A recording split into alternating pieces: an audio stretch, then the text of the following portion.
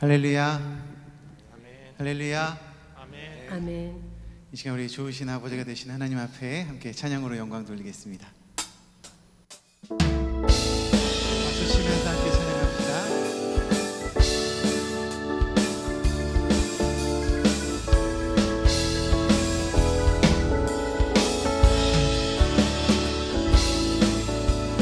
많은 사람들 진리를 모른 채 주님 곁을 떠나갔지만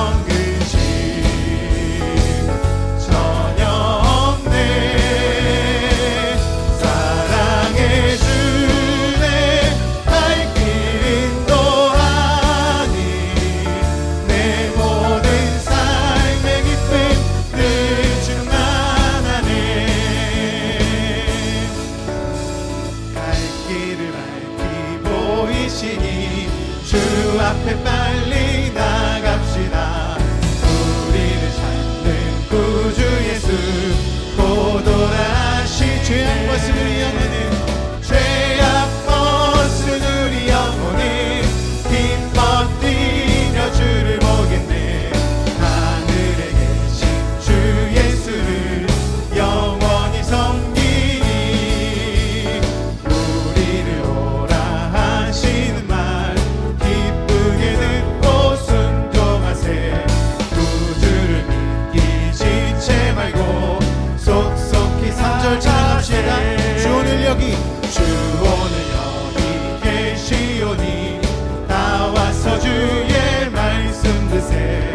듣기도 하며 생각하니 참 진리시로라. 죄악 벗은 우리 영혼은 기뻐 뛰어 주를 보겠네. 하늘에 계신 주 예수를 영원히 죄악 벗은 우리 영혼은 죄악 벗은 우리 영혼은 기뻐 뛰며 주를 보겠네.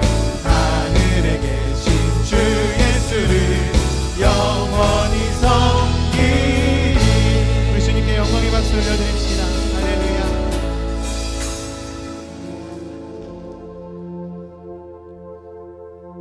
할렐루야.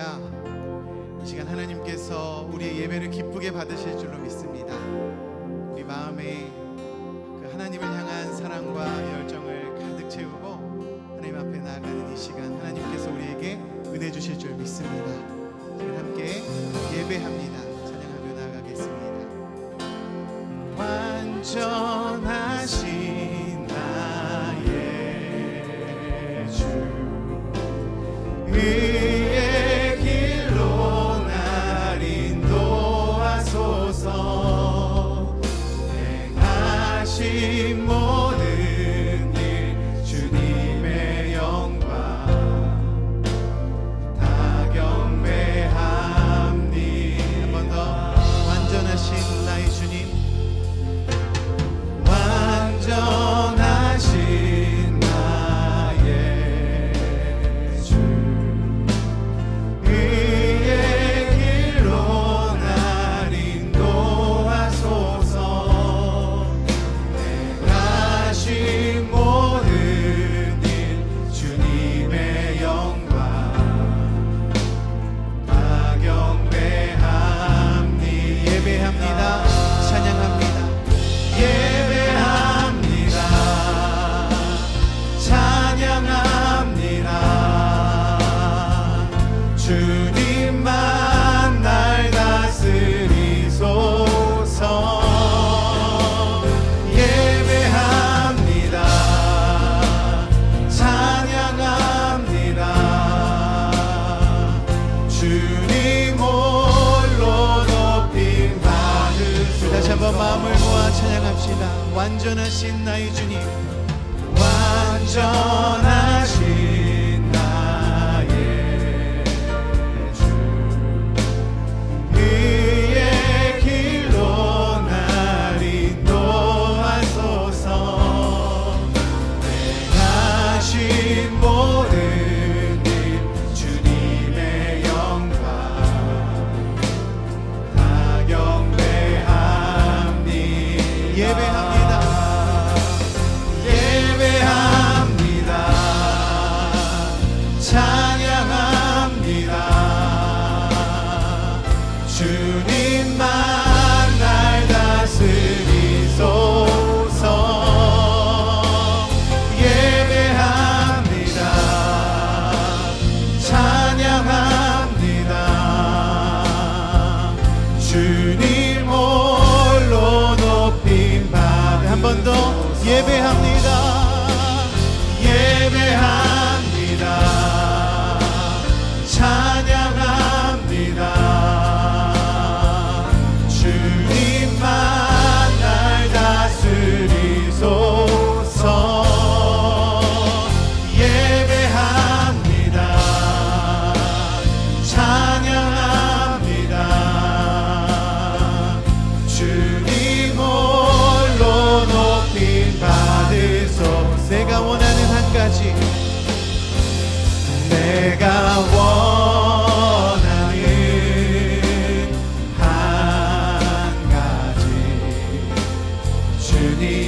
기쁨이 되는 것 내가 원하는 한 가지 주님의 기쁨이 되는 것 나 주님의 기쁨 되기 원합니다. 주님의 기쁨 되기 원하네.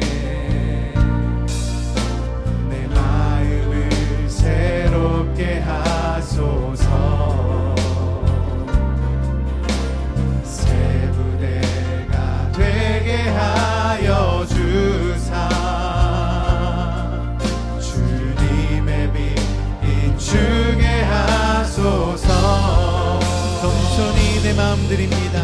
겸손히 내 마음 드립니다. 나의 모든 것 받으소서. 나의 맘 깨끗게 씻어주사. 주의 길로 행하게 하소서. 내가 원하는 한 가지 주님의 기쁨이 되는 것 내가 원하는 한 가지 주님의 기쁨이 한 번 더 고백합시다. 내가 원하는 한 가지 내가 원하는 한 가지 주님의 기쁨이 되는 것 내가 원하는 한 가지 주님의 기쁨이 되는 것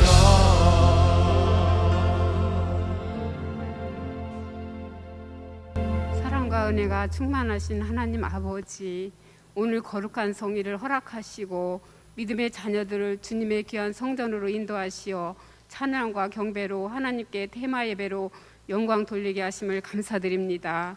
하나님 아버지, 구원받은 자녀들로서 주님의 뜻을 따르며 살기보다는 세상 유혹 앞에 넘어지며 그들과 타협하며 살았음을 고백합니다. 주님, 우리 주를 용서하여 주옵소서. 이 험한 세상 살아갈 때에 낙심하지 않게 하시고 말씀과 기도로 하나님이 주시는 능력으로 승리의 삶 살아갈 수 있도록 우리를 인도하여 주옵소서.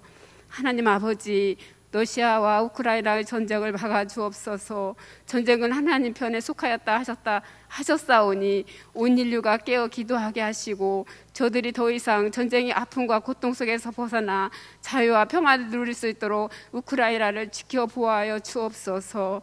이 나라를 주님 손에 맡깁니다. 대통령과 유정자들이 하나님의 주권을 절대적으로 인정하며 이 나라가 하나님의 공의로서 온전히 세워져 나가는 나라 되기를 원합니다. 강서교회를 사랑하시는 주님, 우리 교회가 예수 안에 있는 구원의 감격으로 감사와 기쁨이 넘치는 교회, 이 지역 사회를 섬기며 열방을 향하여 복음을 전하는 구원의 방주되어 하나님의 기쁨이 되는 교회 되게 하옵소서. 사랑하는 성도들 한 사람 한 사람 코로나로부터 지켜보아여 주시옵고 성도들의 가정과 직장과 사업과 일터 위에 하늘문을 여시고 영혼이 잘됨 같이 범사에 잘되는 강건한 복으로 채워 주옵소서. 교회를 위해 쓰시는 담임 목사님, 부목사님, 전도사님 주신 사역 잘 감당하실 수 있도록 권능으로 장중히 붙들어 주옵소서. 주의 종도를 가정의 자녀와 사모님 건강과 내조 위에 하나님의 축복과 은혜가 함께 하시길 원합니다. 선교사님들을 위해 기도합니다. 언어의 능력, 복음의 능력을 더해 주시어 저들이 내딛는 발걸음마다 주님의 지경이 확정되어 가고 선교사님들의 가정과 자녀들을 지켜보아여 주옵소서. 교회학교 여름사역이 진행 중에 있습니다. 수고하시는 목사님, 교사들 위해 은혜가 넘치어 성령의 뜨거운 역사 가운데에 아이들이 인격적으로 주님을 만나 인생의 목적이 주님 닮아가며 하나님의 기쁨이 되도록 매 순간 만나주시고 이끌어주시길 원합니다. 육신 연약함으로 주님께 간절히 간구하는 환우들 긍휼을 베푸시는 주님, 치료의 손길로 치유되고 회복되는 은혜를 주옵소서. 이 시간 김진삼 목사님을 단위에 세워주심을 감사드립니다. 목사님께 강건함을 주시어 하나님께서 우리에게 들려주고자 하시는 생명의 말씀, 은혜의 말씀이 충만하게 넘치는 시간 되게 하옵소서. 코로나로 인하여 침체되었던 우리의 심령 위에 성령의 담비를 부어주시어 영적인 재충전을 받아 믿음이 온전히 회복되는 은혜의 시간 되도록 우리를 붙들어 주옵소서. 마리아 찬양대의 찬양을 주님께 드립니다. 주님 홀로 영광 받으시고 저들에게 은혜 내려 주옵소서. 존귀하신 예수님의 이름으로 기도하옵나이다.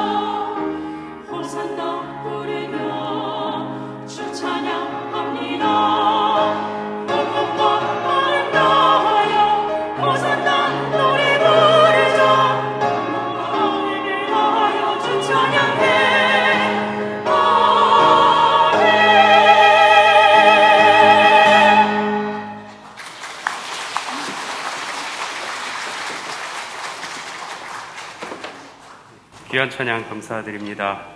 오늘 함께 나누실 말씀은 신약성경 마태복음 21장 1절로 11절까지 말씀입니다. 제가 앉은 성경으로 신약성경 33페이지에 있습니다. 마태복음 21장 1절부터 11절까지의 말씀 봉독해드리겠습니다. 그들이 예루살렘에 가까이 가서 감람산 벳바게에 이르렀을 때에 예수께서 두 제자를 보내시며 이르시되 너희는 맞은편 마을로 가라. 그리하면 곧 매인 나귀와 나귀 새끼가 함께 있는 것을 보리니 풀어 내게로 끌고 오라. 만일 누가 무슨 말을 하거든 주가 쓰시겠다 하라. 그리하면 즉시 보내리라 하시니 이는 선지자를 통하여 하신 말씀을 이루려 하심이라 일렀으되 시온 딸에게 이르기를 내 왕이 내게 임하나니 그는 겸손하여 나귀 곧 멍에 매는 짐승의 새끼를 탔도다 하라 하였느니라. 제자들이 가서 예수께서 명하신 대로 하여 나귀와 나귀 새끼를 끌고 와서 자기들의 겉옷을 그 위에 얹음에 예수께서 그 위에 타시니 무리의 대다수는 그들의 겉옷을 길에 펴고 다른 이들은 나뭇가지를 베어 길에 펴고 앞에서 가고 뒤에서 따르는 무리가 소리 높여 이르되 호산나 다윗의 자손이여 찬송하리로다. 주의 이름으로 오시는 이여 가장 높은 곳에서 호산나 하더라. 예수께서 예루살렘에 들어가시니 온 성이 소동하여 이르되 이는 누구냐 하거늘 무리가 이르되 갈릴리 나사렛에서 나온 선지자 예수라 하니라. 아멘. 오늘 오후 테마 예배 세 번째 시간이 되었습니다. 김진산 목사님 나오셔서 마태복음 21장 말씀을 본문으로 하나님의 백성 메시아를 만나다라는 제목으로 말씀 선포하시겠습니다. 나오실 때에 박수로 환영하겠습니다.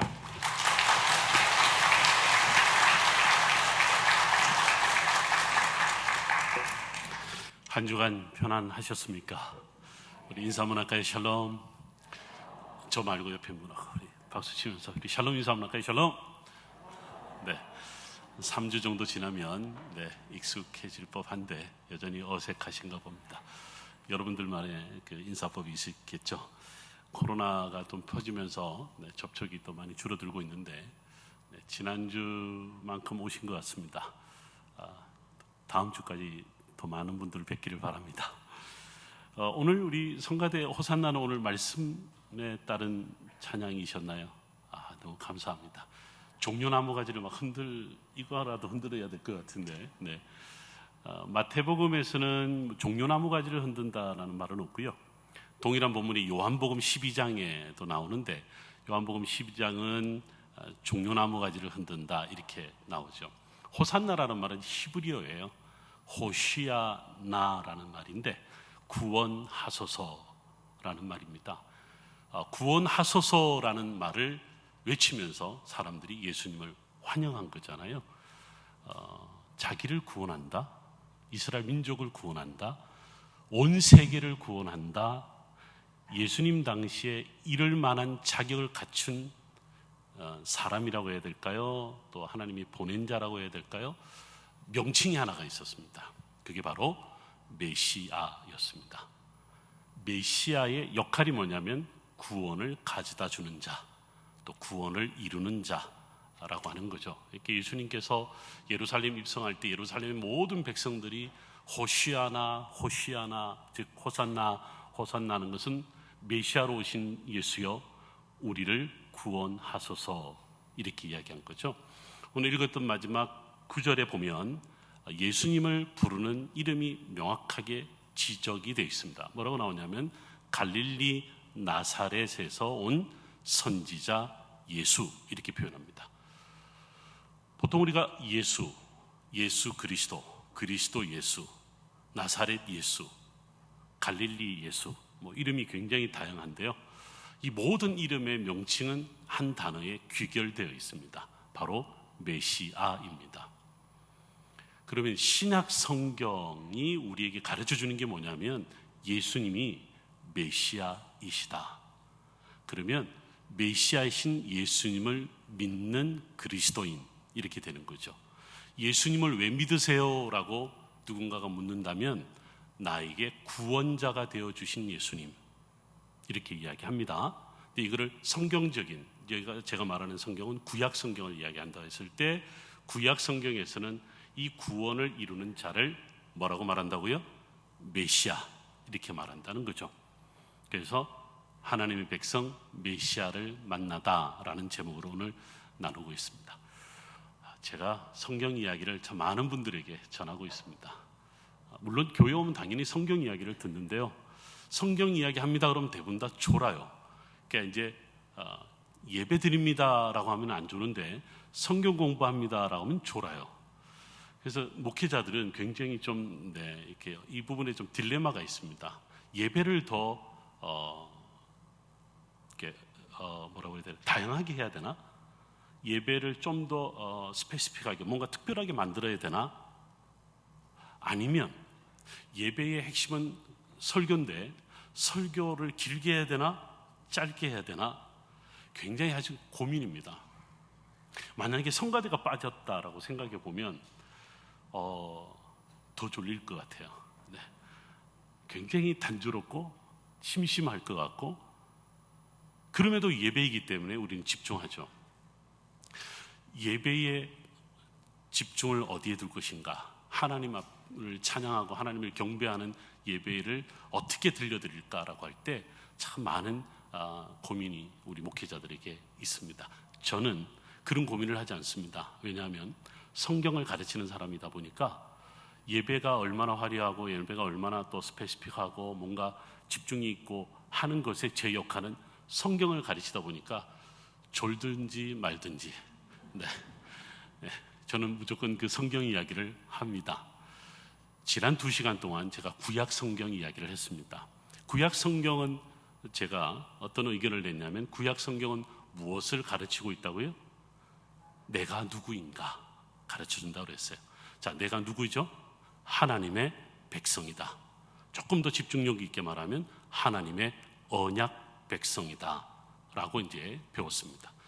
신약 성경은 내가 무엇을 할 것인가 라고 하는 건데요, 여기 오해하지 마셔야 됩니다. 내가 누구인가를 발견한 내가 어떻게 하느냐입니다. 하나님의 언약 백성인 내가 어떻게 살아갈 것이냐는 거죠.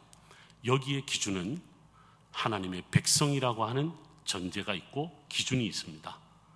하나님의 백성으로 어떻게 살아가느냐는 거지, 세상의 기준이 아니고 세상의 의지도 아니고 나의 철학이나 나의 삶의 방식이 아니라는 겁니다. 그래서 우리는 예배자로 나오고 예배를 통하여 또 말씀의 깊이, 또 여러분들이 개인 묵상 가운데서 말씀의 깊이를 더해가는데요, 여기에 항상 나는 하나님의 백성이다, 언약 백성이다는 사실을 잊어서는 안 되는 거죠. 하나님이 나를 통치하시고 나를 다스리시고 나를 하나님 앞에 내어준다라고 하는 것을 우리는 구약 성경을 통해서 세세하게 상세하게 배우고 또 배우고 있다. 이걸 여러분들이 잊어서는 안 됩니다.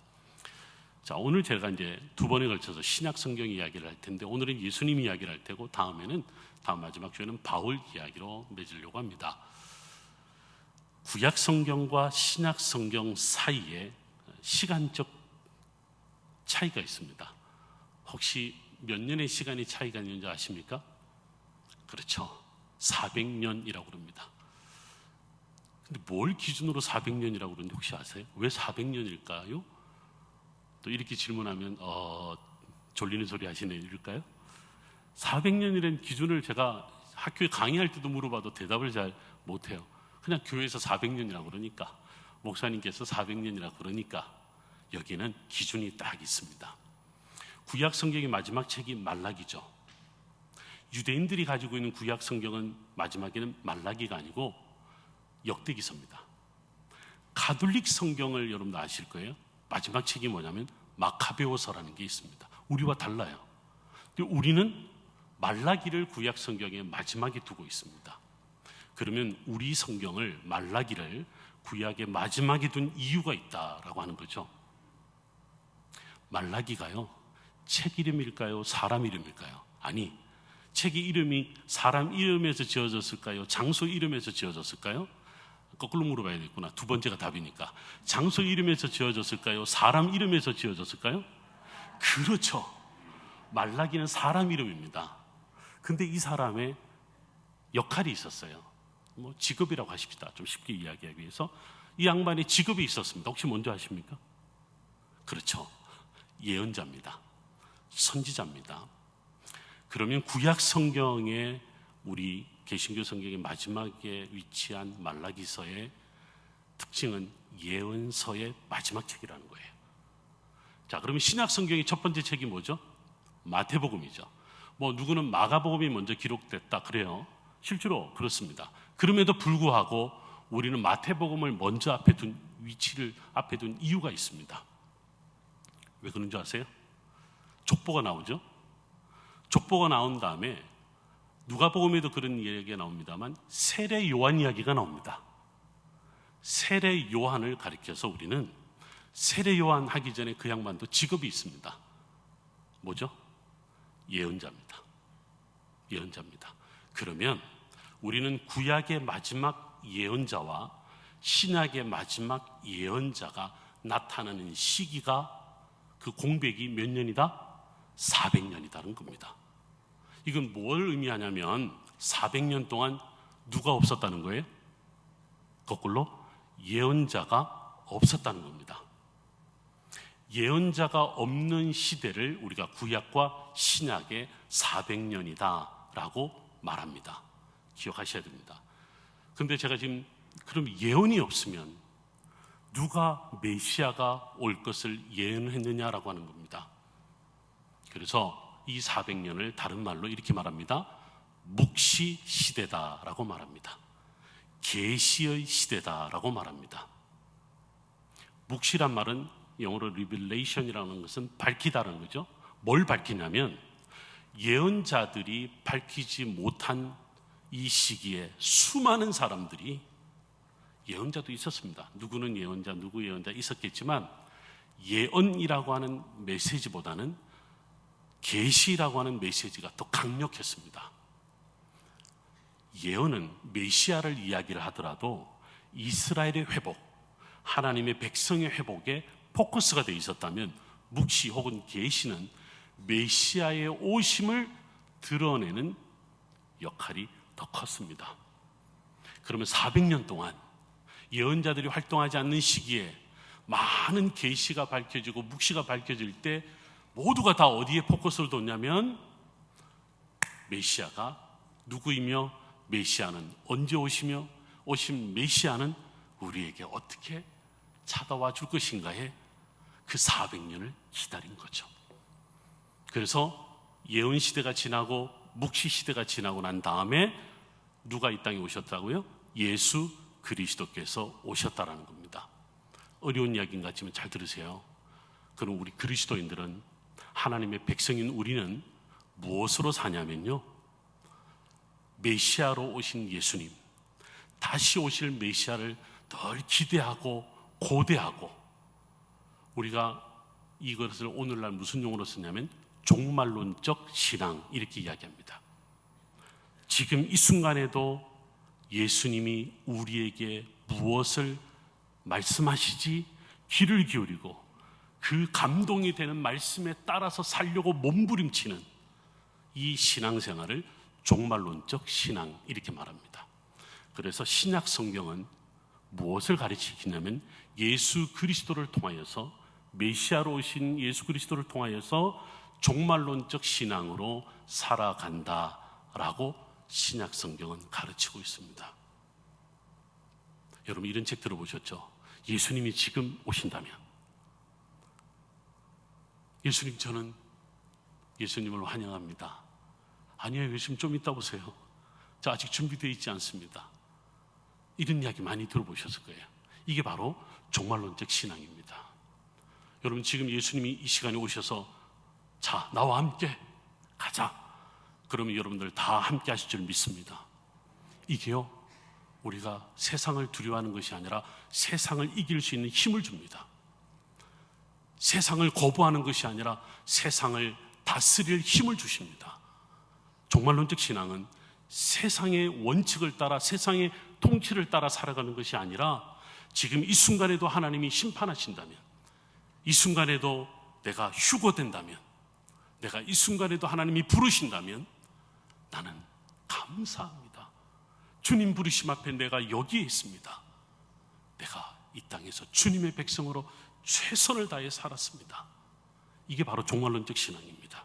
이게 바로 신약 성경이 가르쳐주는 내용입니다. 사랑하는 여러분, 코로나가 다시 불어오지만 이제 우리는 코로나 바이러스의 면역 체계보다는 코로나를 비롯한 세상의 모든 것을 이길 만한 말씀의 면역이 우리 안에 있는 줄 믿습니다. 예배를 포기하지 않습니다. 말씀을 포기하지 않습니다. 세상이 뭐라 그래도, 세상이 우리를 어떻게 음습하고 두렵게 한다 하더라도 우리는 예배자로, 말씀을 사랑하는 자로, 말씀으로 살아가는 자로 서 있을 줄 믿습니다. 제가 자료를 좀 같이 보면서 이야기를 하려고 합니다. 여기가 무슨 동네입니다. 동네가 무슨 동네냐면 나사렛입니다.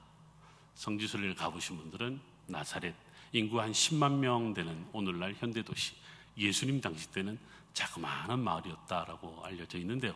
뭔가 중간에 이렇게 원뿔형으로 생긴 까만 지붕을 가진 원뿔형의 교회가 보일 겁니다. 마리아 수태 고직교회라고 해요. 세계에서 오는 1년에 수백만의 순례자들이 저길 다 갑니다. 저길 가는데 저는 저 교회보다도 어느 한 가게를 꼭 모시고 갑니다. 이 가게를 가는 이유는 뭐냐면 물건 사라는 게 아니라 50년 가까이 이곳에서 장사를 하시는데 열쇠공으로도 요즘은 물도 파시더라고요. 이름이 엘리야입니다. 히브리 말로는 엘리야후라고 하는데 이분이 물을 팔고 열쇠를 또 고쳐주고 만들어주고 하면서 이분이 예수님을 전하고 있는데요. 예수님을 전하는데 어떻게 전하냐면 한번 장면 보세요. 담벼락에다, 가게 담벼락에다가 빨간 글자로 또는 까만 글자로 히브리어로 이렇게 적어놨습니다. 예슈와 로 예슈. 원래 예수님의 이름은 히브리어로 빨간 글자 3개가 이렇게 있죠. 제일 위에 있는 것이 예슈아입니다. 저 따라 한번 해보시겠어요? 예슈아. 예슈아. 발음이 좋으신데 예수님의 이름은 원래 예슈아입니다. 네, 두 번째 단어는 로라는 말은 아니다라는 뜻이고요. 밑에 있는 말은 예슈라는 말. 우리말하고는 다릅니다. 우리말은 예수라고 그러고 제 말은 예슈입니다. 오늘날 이스라엘에 있는 유대인들은 예수님을, 지저스를 어떻게 부르냐면 예슈 이렇게 부릅니다. 종종 가끔 어디서 유대인들이 예수님에 대한 이야기를 하는데 예슈와 이렇게 말하는 이야기를 종종 듣습니다. 제가 다시 한번 쳐다봅니다. 왜냐하면 예수님을 믿는 유대인들은 예수님을 예슈라고 부르지 않습니다. 뭐라고 부를까요? 예슈와 이렇게 부릅니다. 그래서 우리가 이스라엘에서는요, 우리말도 조금 오해를 일으킬 수 있어서 예수 이렇게 하지 않고 예슈와 이렇게 부릅니다. 예슈라는 말은 유대인들이요, AD 5세기, 6세기 탈무드 시대 때 기독교는 한참 번창하고 유대인들은 쫓겨다니고 겨우 탈무드를 만들어서 살아가는 시대에, 숨죽이면서 살아가는 시대에 기독교에 대해서 안티 크리스천리티, 반기독교적인 하나의 무브먼트를 일으키면서 저주문을 만듭니다. 이런 이야기 참 하는 게 되게 안타까운 마음이에요. 유대인을 사랑하고 이스라엘 회복을 위해 기도하고 복음을 전하는 제 입장에서요, 유대인들이 왜 이런 저주문을 만들었을까 되게 안타깝습니다. 그 저주문 중에, 기도하는 중에 예수의 이름을 바꿔버립니다. 예슈와 이름을 예슈라는 말로 바꿔버립니다. 3개 단어의 첫 번째 글자를 따서 만든 말인데 3개 단어가 그의 이름은 영원히 지워질 것이다. 부르면 부를수록 예수님의 이름이 사라진다는 거죠. 그게 저주인 거죠. 우리는 하루에 이런 몇 번 예수님의 이름을 부르고 사십니까? 예슈와, 예슈와. 예수님 때문에, 예수님 사랑으로, 예수님의 은혜로, 지겨워 그만해 라고 해도 예수님 은혜로 살아갑니다. 여러분 하루에 몇 번 예수님의 이야기를 하십니까? 유대인들은 의도적으로 예수와 이름을 예슈로 바꿔서 끊임없이 그 이야기를 합니다. 우리가 불러야 할 이름을 저들은 다른 의미로 부른다라고 하는 거죠. 그래서 이 가게 주인인 이 엘리야후라고 하는 할아버지는 저와 함께 성지순례 가시게 되면 한번 제가 또 그 할아버지 소개를, 이제 연세가 많으셔서 좀 일찍 들어가셔서 잘 맞지가 못해서 못 보는데, 이분이요 온통 가게에다가 저 말을 다 적어놨습니다. 왜냐하면 나사렛은 인구 10만 명 중에 80%가 이스라엘 시민권을 갖고 있는 아랍 사람들입니다. 무슬림들이에요. 20%가 유대인들입니다. 그러다 보니까 늘 저기를 많이 지나가는 거죠. 히브리어로 적어놓고 아랍어로 적어놨습니다. 나사렛에 온 너희들은, 영어로도 적어놓지 않았어요. 어차피 봐야 될 사람은 유대인들과 무슬림들이니까. 이곳을 방문하는 너희들은 예수님의 이름을 정확하게 알고 찾으라는 거예요. 이 교회가 웅장하다, 오는 사람들이 어떤 사람들이다, 물건을 팔려고 모이는 장사꾼, 그게 중요한 게 아니라 나사렛을 방문하는 너희들은, 교회를 찾아오는 너희들은, 예배자로 오는 너희들은 누구의 이름으로 예배할 것이냐, 누구의 은혜로 살아갈 것이냐, 이거를 정확하게 알고 찾아오라는 거예요. 여러분, 여기 옆에 왼쪽에 까만 글자는 더 놀라운 히브리어입니다. 예수님을 여호와라고 부르고 있습니다. 유대인들이 아마 팔짝팔짝 뛰고 난리 날 겁니다. 예수님을 여호와라고 부르고 있으니까. 그리고 작은 글자로 뭐라고 적었냐면 예슈아 하 노츠리 베멜렉 하 예후딤, 나사렛 예수 그는 여호와이시며 나사렛 예수 그는 유대인의 왕이시다. 히브리어로 그렇게 적어놨습니다. 하나님의 백성이 메시아를 만나는 것은 2000년 전에도 만났어야 되고 지금도 만나야 됩니다. 우리의 예수님의 이름은 변할 수도 없고 바뀔 수도 없고 변질될 수도 없습니다. 제가 여러분들 아까 이 질문을 했죠. 여러분들은 하루에 예수님의 이름을 몇 번이나 부르고 계십니까? 하루에 몇 번 메시아이신 예수님을 만나고 계십니까? 예수님의 이름을 부르는 순간에 나는 지금이라도 예수님 앞에 죄인임을 고백하고 예수님을 인하여 구원받은 자로 그 기쁨으로 살아갑니다라는 그 고백을 하루에 몇 번을 하시냐는 겁니다. 이것이 그때는 그랬고 지금은 아니다, 아니죠. 하나님의 백성이 지금 이 순간에 메시아이신 예수님을 만나야 될 줄 믿습니다. 여기가 통곡의벽입니다. 예루살렘 성전은 파괴되고 없습니다. 여러분들 지금 보시는 이 왼쪽의 사진은 코로나 시대에 떨어져서 기도하는 통곡의벽의 모습입니다. 오른쪽은 최근에 이제 저녁 이른 아침에 갔을 때 찍은 사진인데 저렇게 다르더라고요. 지금부터 한 10년 됐습니다. 유학 마치기 전에 한 12년 됐구나. 우리나라의 종교 지도자들이 이스라엘을 방문한 적이 있습니다.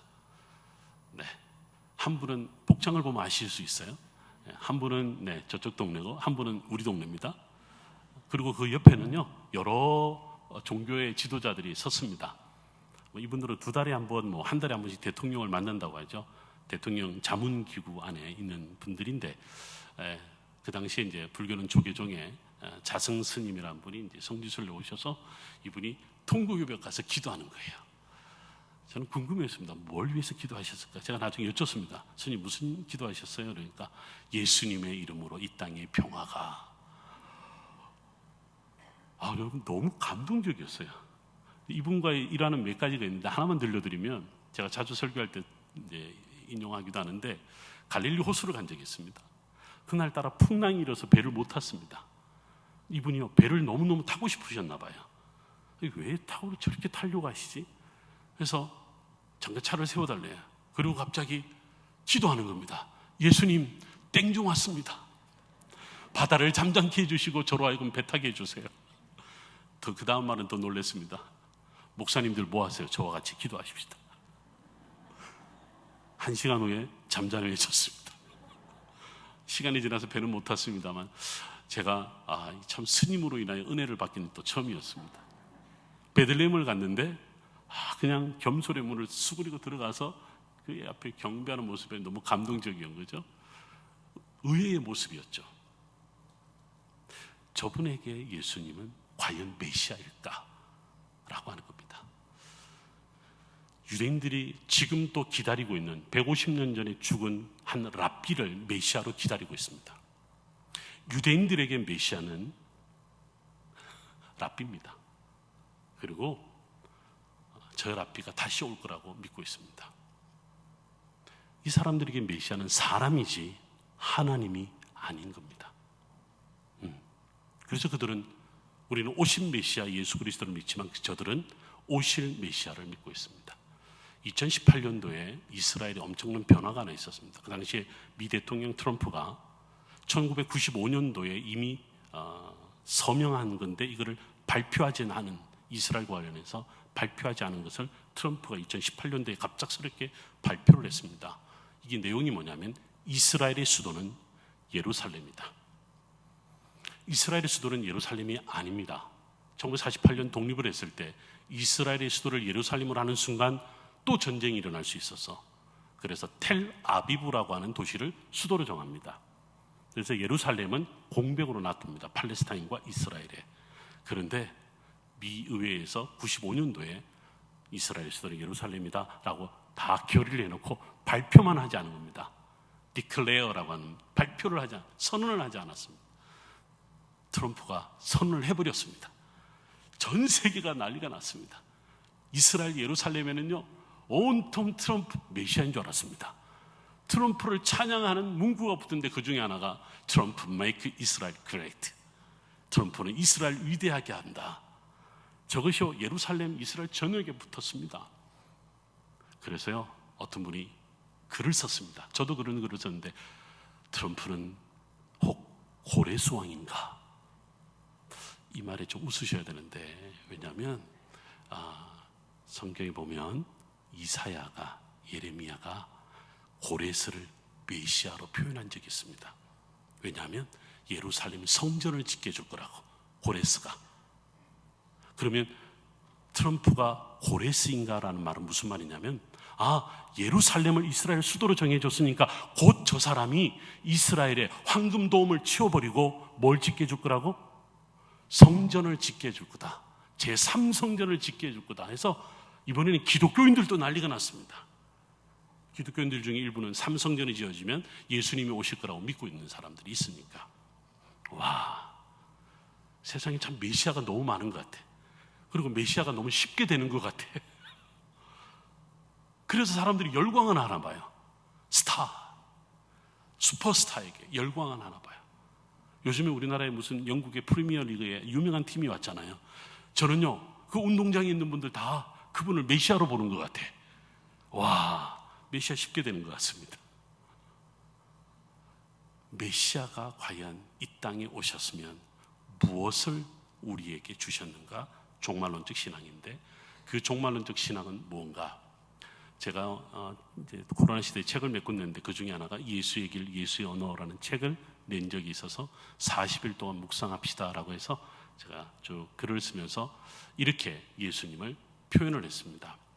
메시아로 오신 예수님, 그 예수님은 광야의 길 위에 계시다. 긍휼의 길 위에 계시다.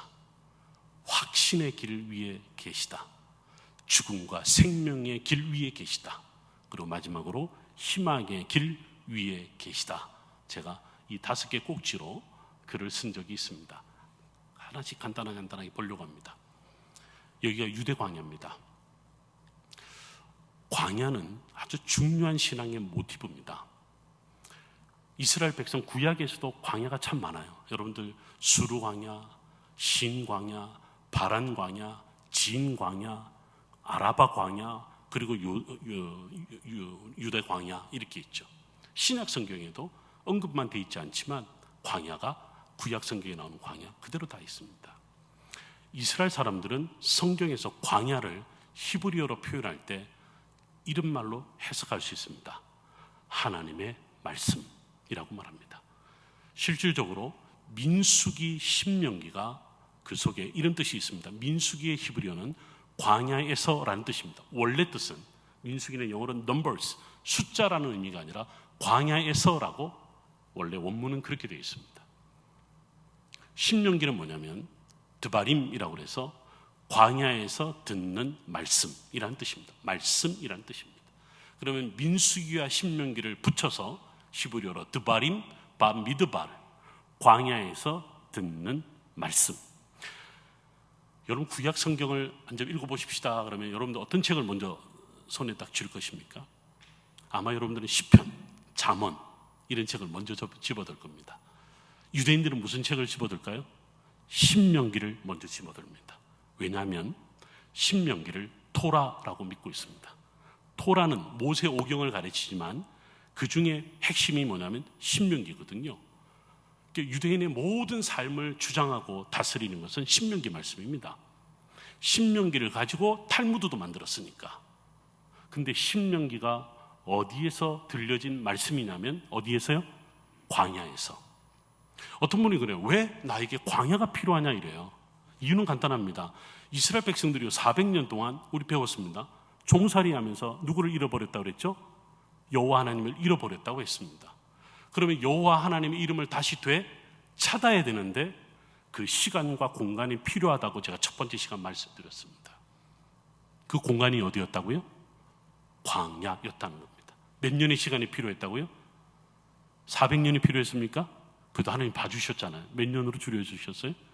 40년으로 줄여주셨어요.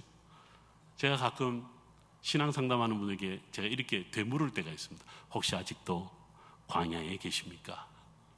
이게 무슨 말이냐면 아직도 하나님을 찾고 계십니까? 아직도 하나님이 어디 계십니까? 나에게 당신은 누구십니까? 이 질문을 하고 계십니까? 그렇다면 당신은 지금 광야에 있습니다. 근데 광야는 뜻이 바로 말씀이라는 뜻입니다.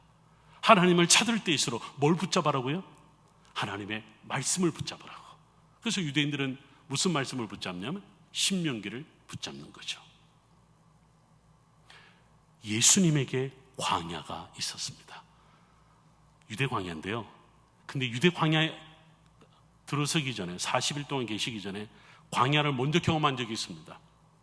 어딘 줄 아세요? 예수님이 어린 시절에 어디로 피난 가셨어요? 애굽으로 피난 갔습니다. 그리고 돌아오시죠. 그 갔던 길이 무슨 길인 줄 아세요? 바로 모세가 출애굽을 할 때의 그 길과 동일한 길입니다. 예수님은 그의 출생과 함께 경험했던 것은 이스라엘의 역사를 다시 되찾아가신 겁니다. 다시 되찾아가셔서 400년 동안 종살이를 했던 그곳에 애굽에 서섰고 그들이 출애굽하여 여호와 하나님이 우리의 하나님이라는 것을 고백하는 그 광야에 서 계셨고 이번에 광야는 마태복음 4장 1절에서 이유가 있었습니다. 마귀의 시험을 받으려고 어디로 들어가사? 광야로 들어가사 이렇게 나옵니다. 여러분들 저것이 바로 그 광야입니다. 비가 내리고 난 다음에 광야는 이렇게 풀이 파릇하게 자랍니다. 아까는 여름이고 요거는 겨울입니다. 저와 함께 성지순례를 여름에 가시겠습니까? 겨울에 가시겠습니까? 저는 여름을 추천합니다. 한 52도밖에 되지 않습니다.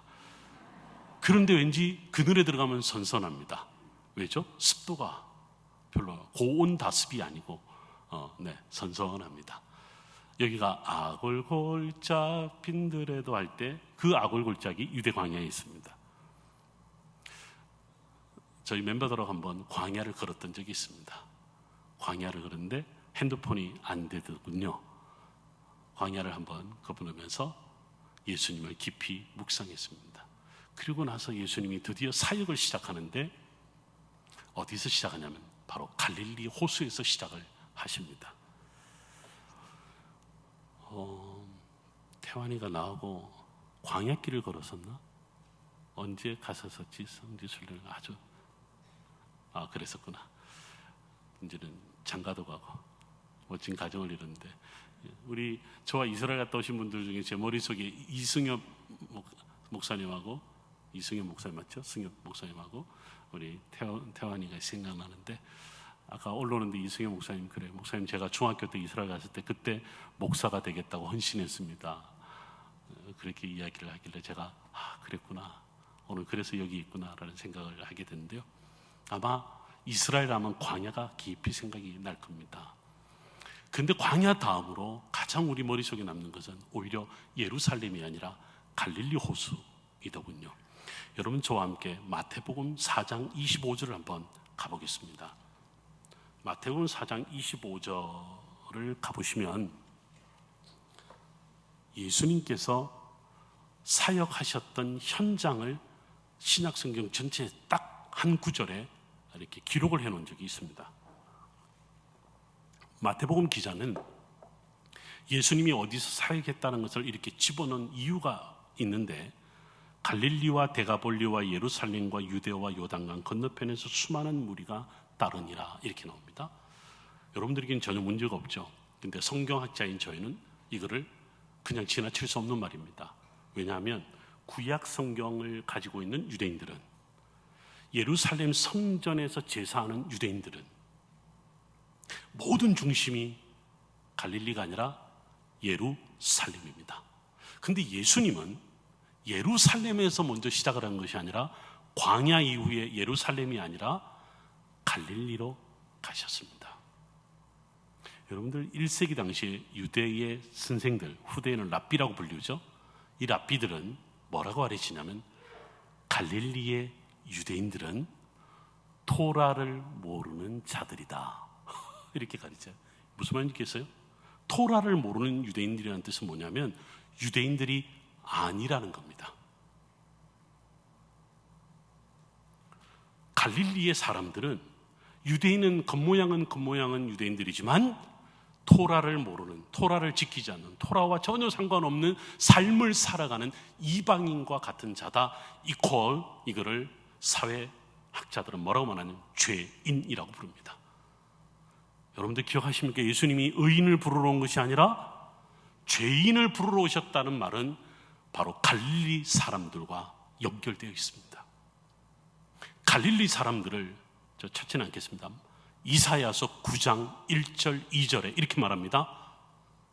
흑암에 거하는 자들, 사망의 그늘진 땅에 사는 자들, 딱 규정을 해놨습니다. 이사야 선지자가 그 당시 갈릴리 사람들을 흑암, 사망, 요즘으로 말하면 아웃사이더들입니다. 소외된 자들입니다. 아무도 돌아보지 않는 자들입니다. 언제부터? 구약 성경 시대부터. 근데 예수님이요, 모든 역사의 중심인 예루살렘, 모든 인재들이 모이는 예루살렘, 모든 제사의 중심이 예루살렘, 모든 사회적 재화들이 모이는 예루살렘이 아니라 예루살렘 사람들이 땅 주인이고 겨우 소작농으로 살아가는 갈릴리 사람들을 찾아가셔서, 마태복음은 하늘나라 이렇게 표현하고 마가복음은 하나님 나라 이렇게 표현합니다. 천국에 대한 비밀을 예루살렘이 아니라 갈릴리 사람들에게 풀어주시기 시작합니다. 저는 어릴 때 예수님을 몰랐습니다. 예수님을 믿게 됐고, 예수님을 믿고 난 이후에 또 변화된 삶, 그리고 신학대학까지 갔습니다만, 제가 신학을 하게 된 결정적인 계기가, 목사로 살아가겠다는 결정적인 이유가, 아니 제가 그리스도인이 된 가장 결정적인 이유가, 예수님이 갈릴리를 찾아가셔서 병든 자들, 소외된 자들, 사회에 관심을 받지 못하는 자들, 그들을 찾아가셔서 제자도 삼으시고, 하나님 나라가 너네들 것이다. 메시아로 오셨는데, 메시아로 예루살렘에 들어갔으면 많은 사람들부터 박수갈채를 받았을 겁니다. 여러분, 오늘 호산나 호산나 이 찬양이 마태복음 1장이 아니라 마태복음 21장입니다.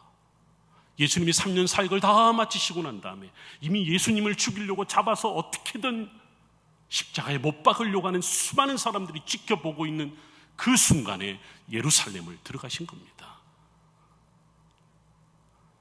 예수님이요, 메시아로 오셨는데 박수 받고 오셨다는 게 아니라는 겁니다.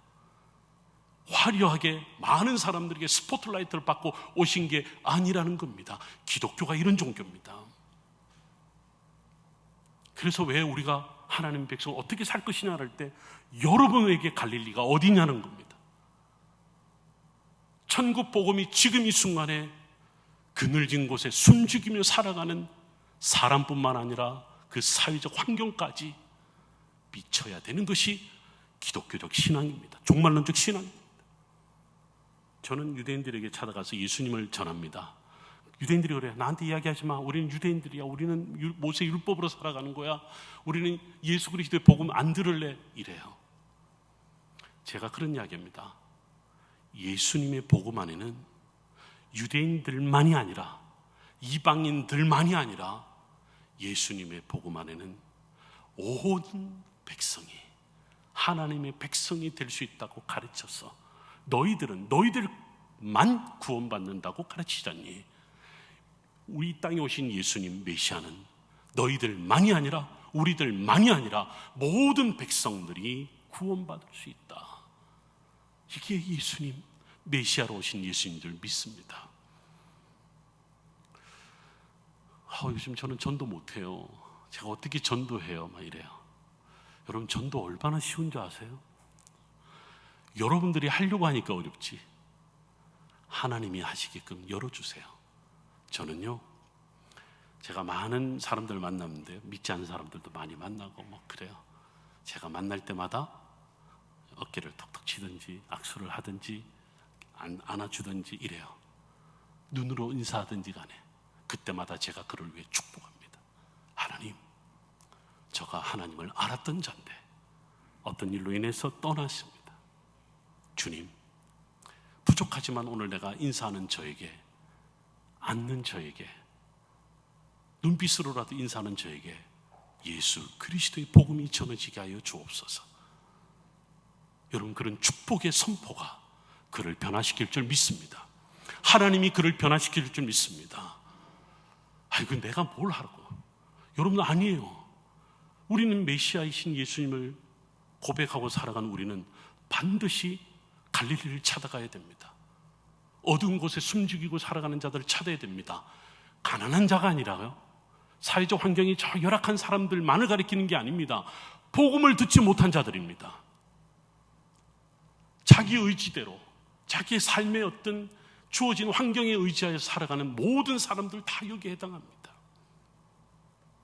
갈릴리를 찾아가신 예수님, 다음 장면에 보면 이게 가버나움인데요.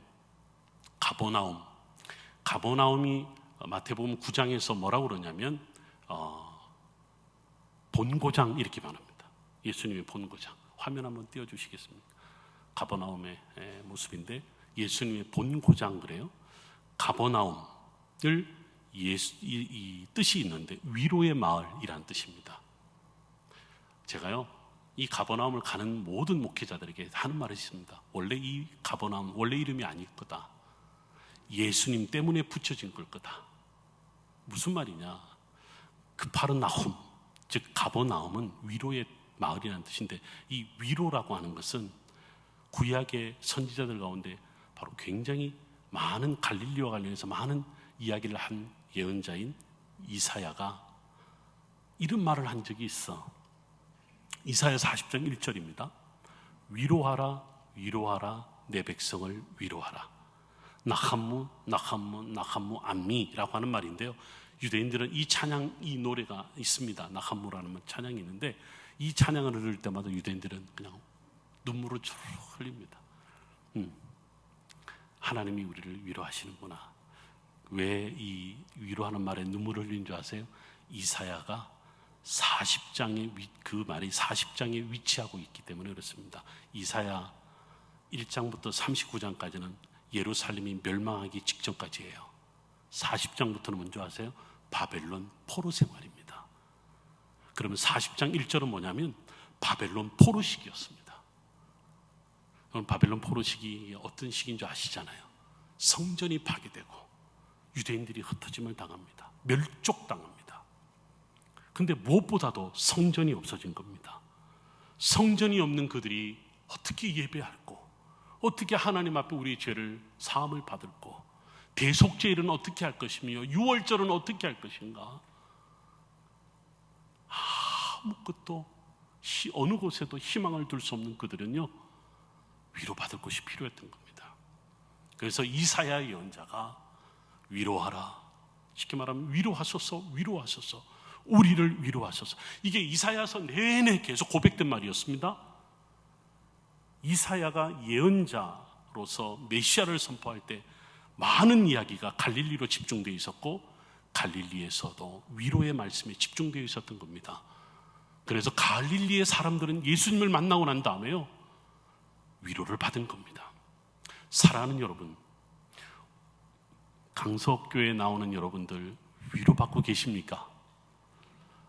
저는 위로받고 있어요. 매주마다 여러분들과 함께 예배할 수 있다는 것이 굉장한 위로를 받고 있습니다. 오늘 김진영 목사님하고 같이 왔거든요. 제 동생인 거 아실 겁니다. 와이프도 저도 오래간만에 같이 데려왔습니다. 제가 오늘 오면서 어떤 문제로 이래 저래 의견이 서로 다르는데, 그런데 제가요 평소와는 다른 마음으로 오늘 오는데 무슨 마음이냐면, 하나님 위로의 마음을 주소서. 지난 한 주간 우리 많은 일들이 좀 있었어요. 개인적으로도 우리 와이프와 저의 어떤 외부적 환경 때문에 일이 있었는데, 하나님 위로의 마음을 주소서. 말씀을 전하는 제가 주님의 위로가 필요합니다.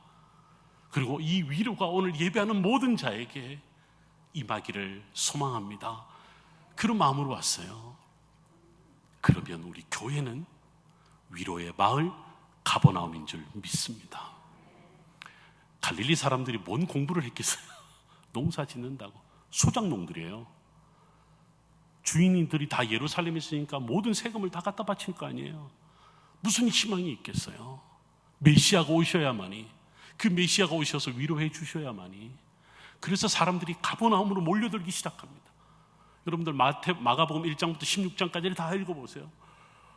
웬 병자는 이렇게 많을까? 웬 여인들은 왜 이렇게 많을까? 거기에 옆에 끼어서 바리새인들도 있었어요. 제사장도 있었어요. 아마 숨기고 왔을 겁니다. 들통나오면 안 되니까. 그런데 예수님이 말씀하시는 천국 복음이, 하늘나라 복음이 위로받을 수 있었으니까, 저가 메시아구나. 메시아라고 이론적으로 설명하지 않아도, 구약 성경을 갖다 대지 않아도 그 위로하는 천국의 말씀을 듣는 순간 위로받은 줄 믿습니다. 수많은 사람들이 나왔습니다. 예수님의 옷자락이라도 붙잡고 싶어서, 예수님 몸에 손이라도 대고 싶어. 그것이 바로 가버나움의 놀라운 위대한 역사입니다. 이게 회당입니다. 회당 앞에 베드로의 집터가 지금도 발견이 됐습니다. 그래픽으로 옛날 가버나움의 모습을. 1986년에 배 한 척이 발견됐습니다. 갈릴리 호수에 물이 확 줄어들어서 이 배를 복구시키니까 11명이 타는 배였습니다. 예수님과 제자들이 함께 탔을 겁니다. 좀 긴 게 아니지만 10몇 명 더 탈 수 있겠죠. 이 배를 발견하고 난 다음에 그 발견한 키부츠의 어떤 그 어부가 예수님 배다. 본인이 지저스 보트라고 이름을 붙인 겁니다. 예수님 배다. 예수님이요, 갈릴리에서 많은 사역을 했습니다. 많은 사역을 하시면서 3년의 사역을 하시고 난 다음에 맨 마지막에 어디를 방문하시냐면 헐몬산을 방문하십니다. 헐몬산 바로 밑에 빌립보의 가이사랴, 예전 성경에는 가이사랴 빌립보를 방문하십니다. 거기서 엄청난 물이 쏟아집니다. 폭포수 같은. 저게 뭐 감동이에요 그럴 텐데요, 중동 땅에서 저런 거 보는 것은 저기밖에 없습니다. 물이 없는 곳이니까. 그것도 샘물이 모아져서 만들어진 거니까. 이게 헐몬의 이슬이더라고요. 저곳에 가이사랴 빌립보가 있습니다. 가이사랴 빌립보를 갔는데요, 예전에 지금은 돌아가셨습니다만 제 스승인 권혁승 교수님이 저곳에서 학생들에게 이렇게 가르치시더군요. 우리 신대원 학생들이 꼭 성지순례를 가니까 예수님이 3년 신대원을 다 하고 난 다음에 학생들을 다 데리고 가이사랴 빌립보를 데리고 오셨어. 그리고 나서 이제 종합고사를 보셨어. 이제 졸업을 시켜야 되니까 종합고사를 보는데 질문이 뭐냐면, 너희는 나를 누구라 하느냐? 이 질문을 시험 문제로 내신 거야. 그런데 그 중에 한 똑똑한 학생 하나가 대답을 합니다. 주는, 다 같이 합시다. 주는 그리스도시요 살아계신 하나님의 아들이시니이다. 그랬어요. 베드로가 졸업을 했어요. 베드로 덕분에 다른 제자들도 졸업을 했어요. 저는 이 사건이, 이 메시지도 중요하지만 이 시점이 저에게 너무 중요했습니다. 왜냐하면 이 사건 후에 바로 예수님이 예루살렘을 가십니다. 예루살렘에 가시기 전 갈릴리 3년 내내 제자들이요, 당신이 메시아입니까? 당신이 우리가 기다리던, 그토록 기다리던 메시아입니까? 라고 물었을 때 예수님이 뭐라고 대답하는 줄 아세요? 아무 말 하지 않습니다. 내 때가 되지 않았다. 오히려 함구령을 내립니다. 떠들지 마라, 까불지 마라. 그런데 예루살렘을 가시기 바로 직전, 갈릴리의 마지막 사역 현장인 가이사랴 빌립보를 가셔서 드디어 선포하십니다. 선포하십니다. 베드로를 통해서. 그리고 난 다음에 예수님이 예루살렘으로 가시는 거죠. 요단강을 따라서 드디어 예루살렘, 죽음과 생명의 길 위에 서신 메시아 예수님, 예루살렘의 황금돔입니다. 예수님이 드디어 오늘 예루살렘 입성하실 때 나귀를 타고 드디어 입성할 때 온 사람들이 옷을 벗고 길에 깔면서 종려나무 가지를 흔들고 호산나 호산나 찬양합니다. 언제 우리 호산나 찬양을 거기서 한번 하면 참 좋겠습니다. 언제 한번 하시자고요. 저 길을 내려가는 그곳에서 호산나 찬양을 하면 좋겠습니다. 이게 황금돔이 있는, 지금 가면 그것만 볼 수 있는데요, 예루살렘 성전이 있었던 곳에 무슬림들이 떡하니 황금돔을 만들었습니다. 그러니까 지금 저기에 유대인들이 못 들어가는 거죠.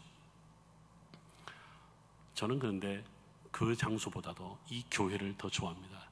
유학 시절에 예루살렘 있는 동안 자주 이제 기도하러 가던 그런 장소인데, 예루살렘 성전을 바라보는 감람산 맞은편에 감람산이 있었습니다. 감람산의 어느 교회입니다. 이 교회 이름이 눈물교회입니다. 예수님께서 예루살렘을 바라보시면서 눈물로 기도하셨다. 예루살렘아, 예루살렘아. 그 내용을 여러분 잘 아십니다. 메시아를 기다리고 있다라고 하는 예루살렘아, 지금도 너희가 이 땅에 여전히 메시아를 기다리고 있느냐? 그 예루살렘을 바라보시면서 우셨던 거죠. 그리고 난 다음에 예수님이 예루살렘 성전으로 향하시는데, 여러분 십자가 저 뒤편에 황금돔이 있는 것을 제가 카메라에 담았던 장면입니다. 예수님께서 예루살렘에 들어가시고 난 다음에 이제 뭐 여러 과정을 거쳐서 겟세마네에서 기도하시고 하다가 이제 잡히시죠. 잡히고 난 다음에 누구에게로 끌려가셨죠? 가야바 대제사장에 끌려갑니다. 그 당시 그 가야바 대제사장이 있었던 터를 가리켜서 우리가 산헤드린이라고 부릅니다. 지금 여러분 보는 이것이요, 예루살렘 성전의 모델과 함께, 모형과 함께 히브리어로 산헤드린이라고 하는 말이 붙여졌습니다. 저게 심볼입니다. 전 세계 어디든 저 심볼은 유대인들에게 최고 의결기관 산헤드린의 하나의 심볼입니다. 지금 예수님이 가야바 법정에 끌려갔다는 것은 산헤드린에 끌려갔습니다. 최고 의결기관에 끌려갔습니다. 거기에 가야바만 있지 않았습니다. 여러분, 거기에 누가 있었냐면, 여러분 바울의 스승 하면 누가 기억나시죠? 바울의 스승. 바울은 누구의 제자다? 가말리엘이죠. 가말리엘도 거기에 있었습니다. 왜냐하면 산헤드린은 두 명의 리더가 있어요. 리더가 있는데 뭐 각각의 이제 역할이 있습니다만, 가야바가 제사장으로 하는 역할이 있었고요, 법정기구로서의 역할을 하는 사람이 있었는데, 그 사람이 누구냐면 바로 누구였죠? 누구라고 그랬죠 제가 지금? 바울의 스승이 가말리엘. 가말리엘입니다. 가말리엘이 있었지만 가말리엘 이름은 언급되지 않죠. 누가 주도했다는 말이에요? 가야바가 주도했다라고 하는 거죠. 그러니까 지금 여기에 예수님이 재판하는 과정이에요. 유대인들의 재판이에요. 빌라도 재판이 아니라 모든 유대인들이 다 모였다는 거예요. 이게 예전에 그 산헤드린의 모습이 아마 이런 모습이었을 것이다라고 저 중간에 예수님을 세워놨던 거죠. 이것도 이제 옛날 예수님 당시 때 산헤드린이라고 보고 있는데, 예수님을 저 중간에 세워놓고 신문했다라고 하는 겁니다. 신문하고 난 다음에 예수님을 어디에다가 가두냐면 감옥에 가둡니다. 감옥에 가두는데 이게 이제 감옥입니다. 일반 감옥이고 예수님 같이 신성 모독죄로 고발된 사람들이 갇히는 감옥은 따로 있습니다. 바로 우물을 원래 터였는데 위에 여러분들 동그란 구멍이 하나 보이잖아요. 죄수를 온몸에 밧줄을 감고 저기서 끌어내립니다. 끌어내리고 끌어올리는 앞에 있는 이거는 일반 이제 법정의 이제 감옥이라고 한다면 이거는 신성 모독죄로 잡히는 자의 감옥입니다. 이 터가 지금도 발견이 되어 있고 베드로 통곡교회라고 하는 교회 이름으로 정해지고 있습니다. 베드로 통곡교회라고 붙이는 이유가 있죠. 여기 누가 따라왔죠? 베드로가 따라왔죠. 3년 시험 통과한 놈인데 통과한 친구도 어쩔 수 없나 봐요. 네. 예수님을 부인했으니까 여기서 예수님이 재판을 받은 겁니다. 그래서 지금 아까 보여드렸던 이 길도 지금 교회가 그대로 보존하고 있는데 예수님이 끌려오셨을 때 그 2000년 전의 길이 그대로 남아있고 그 길 위에 교회가 세워져 있다라고 하는 건데요. 저 교회 실내에 이 감옥터가 있고 이 교회 감옥터를 중심으로 교회가 세워졌다라고 하는 겁니다. 여기는 빌라도 총독 관저의 일부가 남아 있습니다. 새벽에 빌라도에게 넘겨졌다고 그러죠. 빌라도에게 넘겨지고 난 다음에 예수님이 재판을 받으시고 드디어 십자가의 길을 가게 됩니다. 지금 이 장면이 이제 십자가의 길을 제가 사진을 촬영해 왔는데요. 이제 우리가 성지순례 가면 이런 새벽에 저 길을 걷게 될 겁니다. 여기가 골고다 언덕입니다. 유명한 사진 작가가 저와 같이 순례를 하면서 이제 사진을 촬영을 하면서 골고다 언덕을 저렇게 표현을 했어요. 회색빛으로, 죽음의 땅으로 그렇게 표현을 했습니다. 저는 이번에도 제가 3주간 예루살렘에 머물면서 예루살렘에서 가장 많은 사람들이 모이는 장소들이 몇 개가 있는데 그 중에 하나가 통곡의 벽, 무슬림들이 가는 황금돔, 기독교인들이 가는 십자가의 길에서의 골고다 언덕. 3주 내내 여기 가서 기도하는 시간을 가졌습니다. 기도하는 내내 저에게 하나가 늘 와닿던 마음이 뭐였냐면 병든 자와 우는 자를 위해 기도하라라는 마음을 저에게 주셨어요. 병든 자와 우는 자, 참 아픈 자들이 너무 많더군요. 저희 어머님 때문에 요즘에 제가 우리 김진호 목사 번갈아 이제 세브란스의 암센터를 주기적으로 방문하고 있습니다. 참 많은 분들이 아프더라고요. 어머니가 만약에 암 말기 판정을 받지 않고 그냥 했으면 저는 몰랐을 겁니다. 벌써 2년째 제가 모시고 항암 치료, 면역 치료, 표적 치료 다니고 있으면서 보는데 연세 많은 분들이 많구나. 그런데 어느 순간에 20대 청년들이 보이고 40대, 50대 젊은 경제 인구, 경제 활동을 해야 할 열심히 살아야 될 분들도 치료받고 있는 것을 보면서 제 마음속에 참 아픈 자들이 여기만 있겠습니까?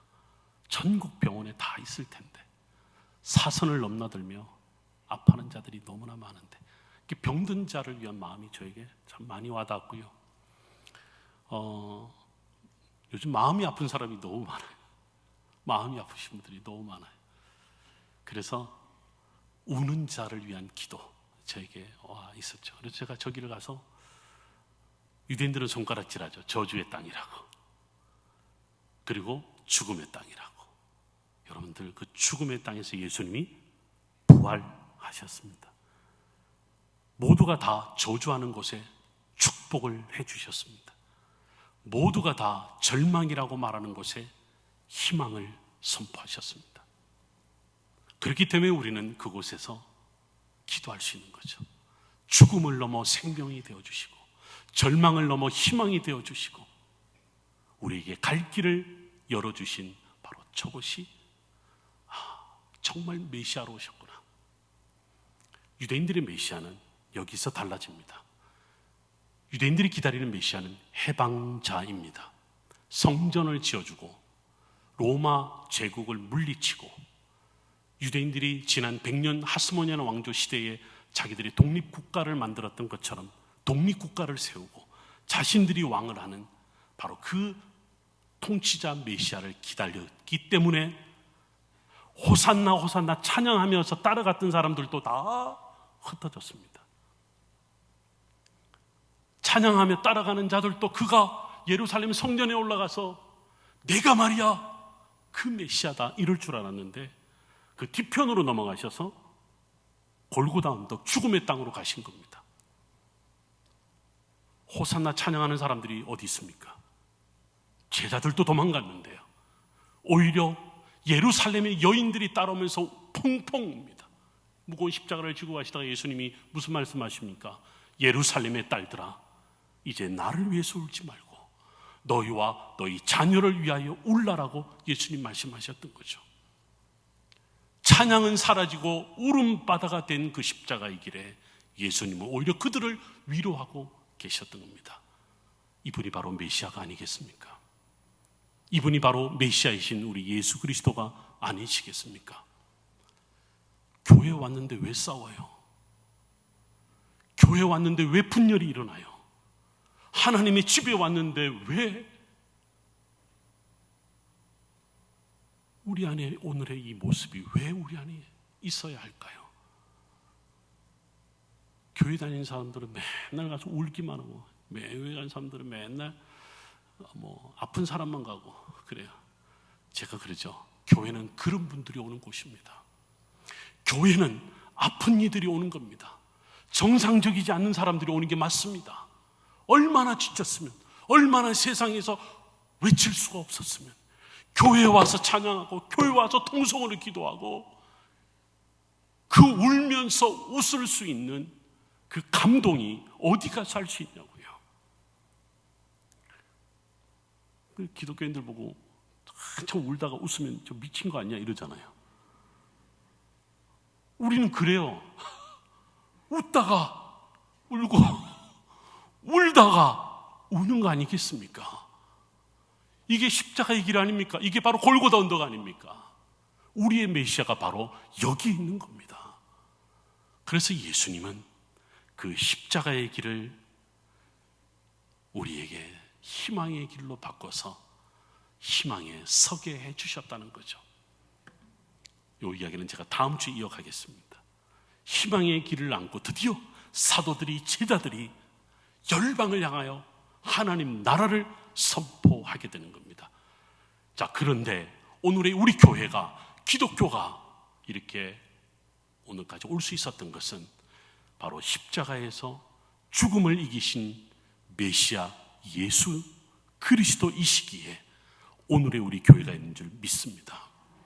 그러면 여전히 우리는 예배할 수 있는 이유는 뭐냐면 나를 위해 죽으시고 나를 위해 부활하신 주님, 그 주님이 이 순간에도 기도하는 우리를 다시 살릴 줄 믿습니다. 이게 바로 구약 성경에서 신약 성경으로 넘어오면서 왜 메시아가 왔는가? 왜 메시아는 오늘 우리에게 와주셨고 그 메시아는 과연 우리에게 어떤 분인가?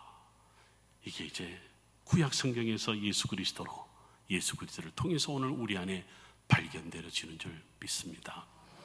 사랑하는 여러분, 교회는 이런 교회여야 됩니다.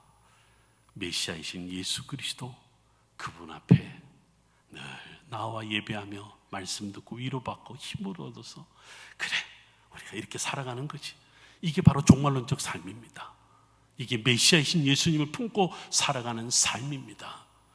그래서 여러분들이 이런 은혜로 살아갔으면 좋겠습니다. 위로자인 예수님을 꼭 만나시길 바랍니다. 오늘도 예배 가운데 위로가 여러분 안에 있기를 바랍니다. 감사합니다. 주님, 내가 오늘 이곳에서 예배자로서 위로자가 되어주셔서 감사합니다. 기도하시겠습니다. 고마우신 하나님 감사합니다. 하나님의 백성 메시아를 만났습니다. 죽음을 넘어 생명이신 메시아 예수 그리스도, 절망을 넘어 희망이 되어주신 메시아 예수 그리스도, 모두가 아니라고 말하는 그곳에 예스라고 말하시며 우리에게 위로자가 되어주신 메시아 예수 그리스도, 이 종말론적 신앙으로 메시아 예수 그리스도를 품고 살아감으로 늘 위로받고 희망을 품고 살아가는 우리 그리스도인이 되게 하여 주옵소서. 우리 강서 성결교회는 이런 위로받은 자들이 나와 예배하며 또 위로받고 또 위로받게 하여 주옵소서. 우리 교회가 이 은혜로 많은 자들이 사랑과 위로받는 교회 되게 하여 주옵소서. 예수님 이름으로 감사하며 기도드리옵나이다. 아멘.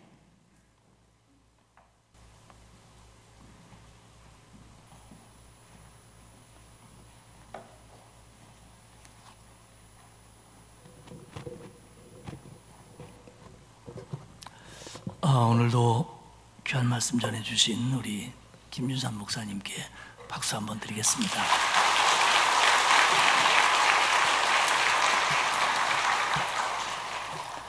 역시 목사는 공부를 많이 하고 실력이 있어야 돼요. 참 우리 김 목사님 보면서 늘 고마운 마음이고 배우는 마음이고 그렇습니다. 지난 한 주간에 제가 목사님들하고 세미나 하는 시간이 있어서 갔는데, 제가 우리 김지산 목사님에게 4주 동안 와서 말씀을 전한다고 그러니까 그 사람들이 다 놀래. 아니 김 목사님이 그렇게 시간이 있냐고. 그래서 제가 이런 시간을 만들려고 오랫동안 기다렸는데 영 안 되더라고요. 근데 코로나 때문에 이런 일이 다 우리에게 찾아왔어요. 그렇지 않으면 뭐 저분에게 4주 강의를 들으려면 우리는 다 비행기 타고 갔어야 되는데 얼마나 감사한지 모릅니다. 다음 1시간 남았는데요. 섭섭하지요? 또 하지요? 뭐 그럼 뭐 저분 제가 알기로는 뭐 한 1년 와서 하라고 그래도 또 세부에 들어가면 하실 거 많은데 오늘까지 참석하고 다음 주에 안 오면 우리는 어떤 사람이 되냐면 유종의 미를 거두지 못하는 사람이 됩니다. 아주 그 참 쓸데없는 사람들이 되거든요. 그러니까 유종의 미를 꼭 거둘 수 있도록 그렇게 해주시고, 우리 김지산 목사님 다음 주에 유종의 미를 거둘 수 있도록 와주세요. 네. 성경학교 진행 중입니다. 이번 주말에 영아부, 유년부, 초등부 하고 또 와서 식사 준비해 주시는 분도 있고, 그런데 어쨌든 안전하게 잘 진행이 되고 특별히 우리 아이들이 주님을 다시 한번 만나고 은혜 받을 수 있도록 여러분을 위해서 기도해 주시기를 바랍니다. 토요일에 결혼 소식이 있습니다. 303구역 홍행원 집사님, 정창혜 권사님 아들 결혼하는데 시간, 장소 또 출발하는 거 주보 참조하시고 여러분들 많이 축하해 주시고 축복해 주시기 바랍니다. 기도하겠습니다.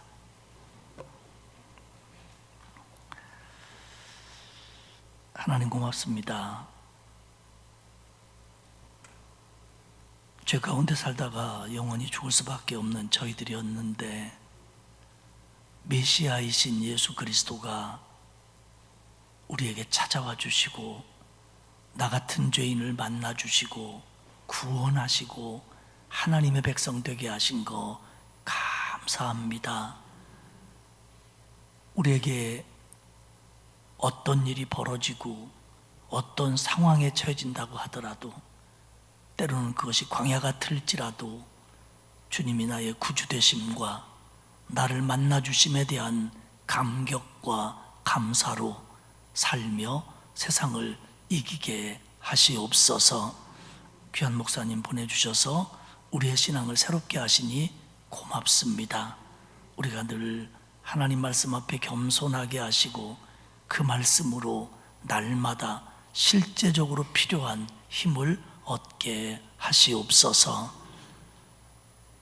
어린 영혼들을 위해서 성경학교와 수련회가 진행 중에 있는데 하나님 은혜를 주시어서 우리 선생님들과 아이들 또 돕는 사람들이 하나가 되어 정말 하나님의 기쁨과 감사를 맛보는 귀한 시간들 되게 하시옵소서. 오늘도 하나님의 전에 나와 예배하며 이 모양 저 모양으로 예배를 돕고 헌신하고 봉사한, 그리고 은혜 받은 모든 성도들에게 하나님 위로와 평강을 내려주시고 이번 한 주간도 주님으로 인하여 기뻐하며 감사하는 나날이 되게 하시옵소서. 코로나가 새롭게 번져간다고 하지만 저들 마음속에 평강이 있게 하시고 하나님 우리 모든 성도들 코로나로 어려움 당하지 않도록 지켜 주옵소서.